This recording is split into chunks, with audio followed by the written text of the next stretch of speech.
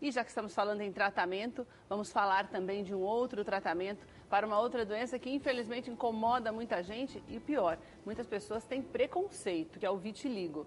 Né, Dani? Você sabia que muitas pessoas têm muito preconceito, né? Ainda mais quando a pessoa já está com o rosto bastante manchado. Muita gente tem preconceito, não entende que não é uma doença contagiosa, mas o doutor José Carlos Vieira está aqui para conversar com a gente sobre isso. Ele é especialista em vitiligo. E também o Luiz Antônio Ferreira, que é representante comercial e tem vitiligo. Com certeza você sabe do que eu estou falando quando você fala em preconceito, não é, Luiz? Bom dia. Bom dia. Bom dia, seja bem-vindo. Seja bem-vindo no Manhã Maior. Bom dia.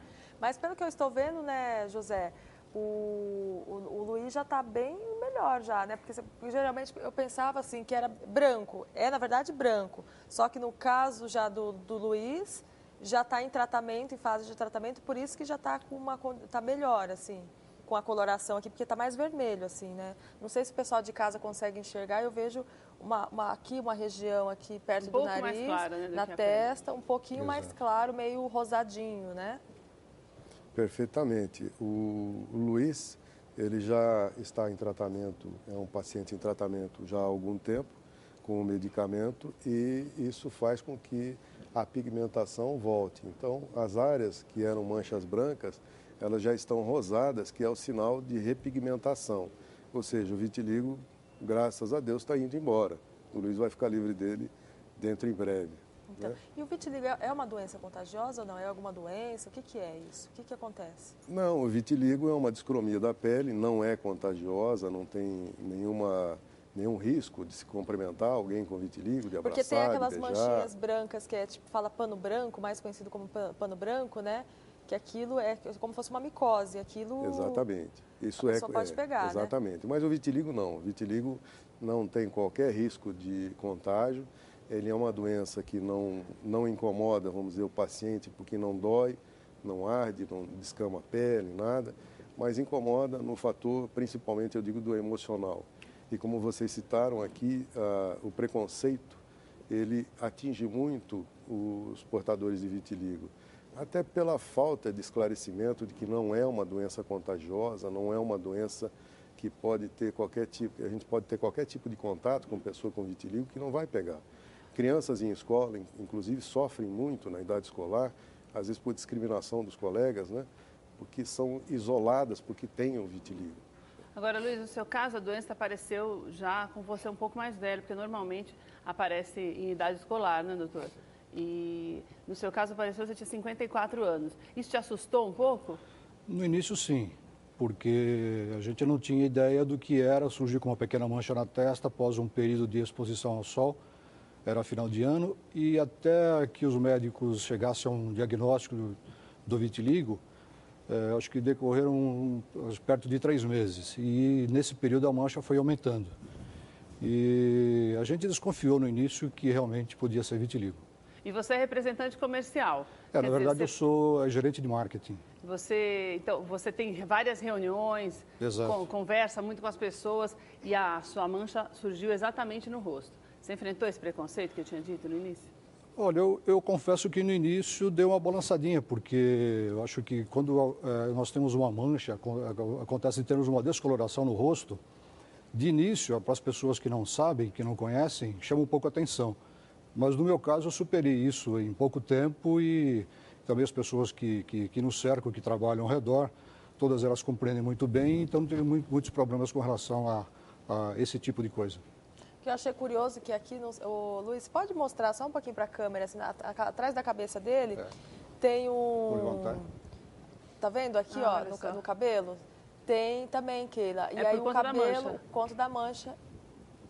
Essa mancha está mais acentuada ou ela deu uma diminuída mesmo?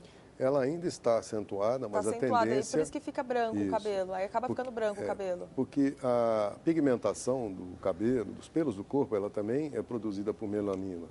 E o vitiligo é uma doença que causa deficiência de melanina.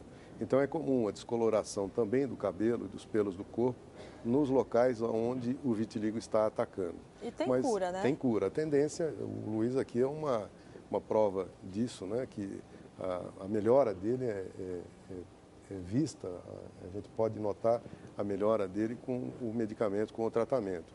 Agora, eu costumo dizer que o tratamento, ele dá resultado positivo, para dar resultado positivo, ele tem alguns fatores que são importantes. Um dos fatores é o estado emocional do paciente. O estado emocional é muito importante, a autoestima. E quando a gente tem preconceito, o que tem? Piora no estado emocional do paciente. Sem dúvida. Né? E atrapalha tudo. Atrapalha tudo. E um outro fator que é muito importante é a persistência. O Luiz mesmo estava comentando comigo há pouco que ele persistiu no tratamento. Ele acreditou no tratamento e persistiu no tratamento até ver o resultado. Então, persistência e estado emocional são muito importantes, são fatores importantíssimos para o resultado positivo do tratamento.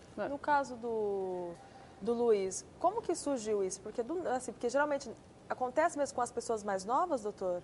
Aí depois, conforme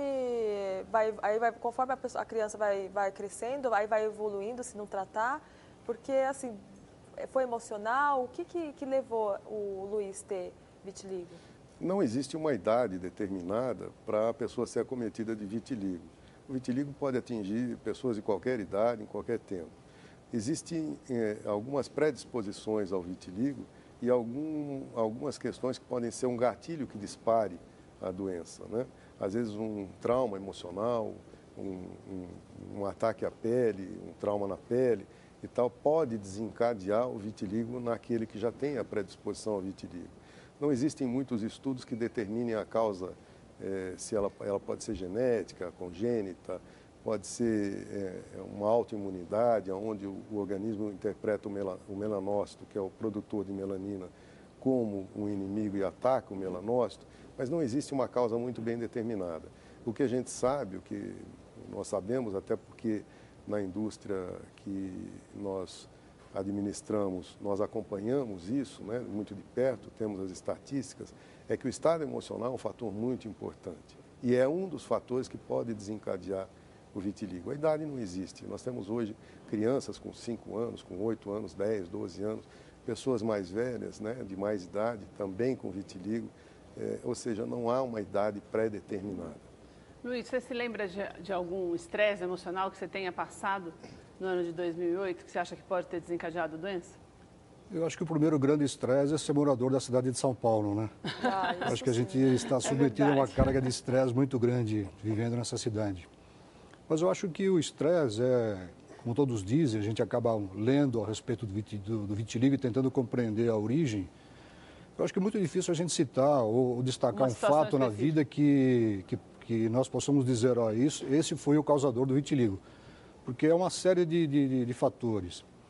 Conversando com os médicos, ou com os médicos dos quais eu consultei e que me tratam atualmente, eu acabei descobrindo que, por exemplo, meu pai tem um hipertiroidismo e a tireoide, disfunção da tireoide também está envolvida no processo do vitiligo.